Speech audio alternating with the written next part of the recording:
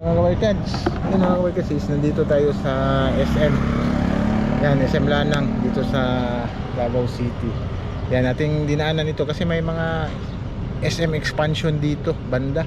Dito sa SM Lanang, yan. Marami na si Sir Ray nagpupuan sa atin na may SM expansion daw dito na mangyari. Kasi tapos na yung expansion nila doon sa may Ecolan, yan, yung Inyo. Tapos yan, siguro dito sila sumunod. Kasi malaki na itong SM mga kabarkad, yan. Malaki na talaga yung SM. SM dito. Yan. Ngayon, diyan oh. Ito yung expansion nila mga kabarkad. Yan harap ng condominium. Yan oh, may mga backhoe, may nagdi-drilling. Yan, expansion daw yan. Siguro baka gagawaan ng kwan sa ibabaw. Yan, tatawid dito sa expansion dito sa SM Lanang. Yan, malaki-laki sa siguro ditong i-expand nila dito sa SM Lanang. Yan, iikutin natin mga kabarkads itong expansion nila. Yan, dito sa SM Lanang. Tinanang ikutin dito mga kabarkads. Kasi Decem lang yan yung dinimulis at saka yung expansion dito banda. Yan, mga grab ito. Mamaya na tayo mag-grab. Yan, may nagdi-drilling dyan banda. Aabot yung SM yata dyan.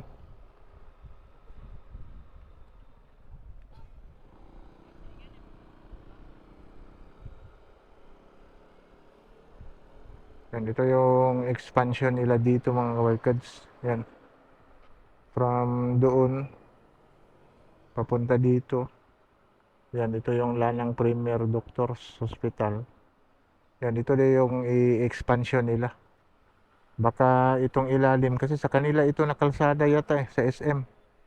Baka dadaan na sa ilalim dito yung sasakyan kung anong gagawin nila dito kasi siguro baka magdurugtong dito. Yan, dito sa expansion sa SM. Itong dito magdurugtong. Yan, kasi may nagdi-drilling na dyan oh.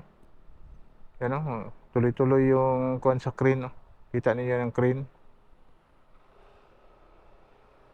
Yan yung crane oh. Nagkuhan ng pilote. Yan kasi madali lang ito gagawin itong SM baka ilang floor lang gagawin dito. Yan, nagkuhan sila ng pilote oh. Yan, yung crane para sa SM expansion na hindi na yan condominium yung gagawin dyan sa expansion daw yan. Yan, nakikita natin sa post, may nag-post dito is SM expansion.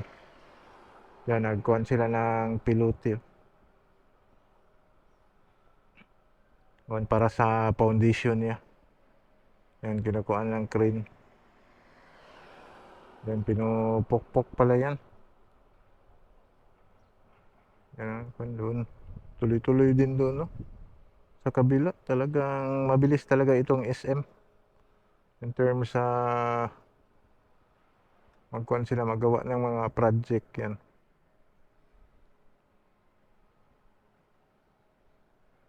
Yan, kuhan yung kuhan ng pilote.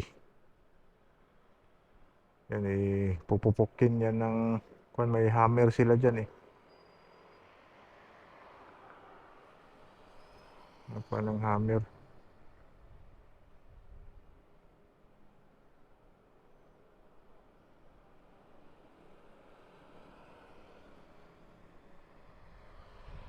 Yan guys, sa today is Sunday, yan, tuloy-tuloy pa rin yung mga trabaho nila dito banda. Ang init ng panahon. Yan dito.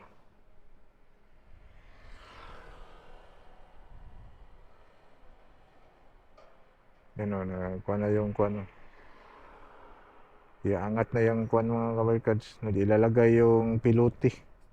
Yan, pupukpukin na yan ng kanilang hammer. Kasi maliit lang itong SM mga kabarkads. So katulad lang nito, parang third floor lang. Yan, hindi masyadong kuhan yung foundation nito. Tama-tama lang yung foundation kasi hindi siya mataas talaga na building ang gagawin dito sa SM. Yan. Kaya kuhan lang yung ginagawa nila. Parang pilote lang yung binabaon nila sa ilalim para sa foundation nila sa building. Kasi minsan nagawa itong SM is more in metal. Yan, metal yung ginagawa. Katulad nito, parang metal lang ito eh.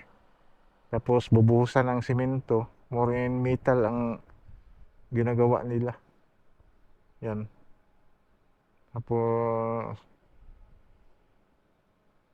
yan, packet ng mga third floor. Yan, siguro gagawaan ng kuan dito. Kuan sa ibabaw na dito ka tatawid sa kabila. Kuan kasi malaki-laki din ito mga kabarkats. Kung titingnan natin, marang maliit lang pero malaki din na expansion dito. Banda, baka yung kalsada dito i-bypass na ito. Anong gagawin nila dito banda? Kasi malaki yung kalsada nila dito eh. Kasi itong kalsada nito sa SM ito, hindi talaga sa private road ito eh. Itong kalsada kasi minsan sinisira doon o banda. Ang SM lang talaga nagbigay dito sa daanan para yung mga customer nila is may mga access, hindi lang sa harapan kasi kuan yun sa harapan eh. Yung sa harapan is matraffic. Pwede ka lalabas dito sa may Arcastillo. Yan, may mga twist pa siguro dito banda dahil sa kanilang expansion dito sa SM. Yan. Tuloy-tuloy yung kuan nila, mag-hammer.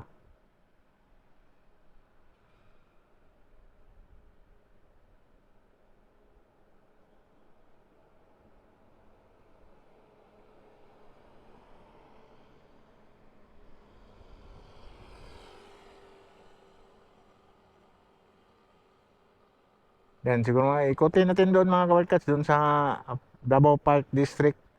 Kasi kunik-kunik lang sila dito eh. Itong project. Malapit na ng lubat. Yan. Pero may mga foundation na pala sila sa ilalim na gawa oh. Yan. Itong SM expansion. Yan, talagang lumalaki na itong SM. Nandito din sa Davao Park District. Kasi ito yung Davao Park District eh. Yan. Tuloy-tuloy din yung building nila dito.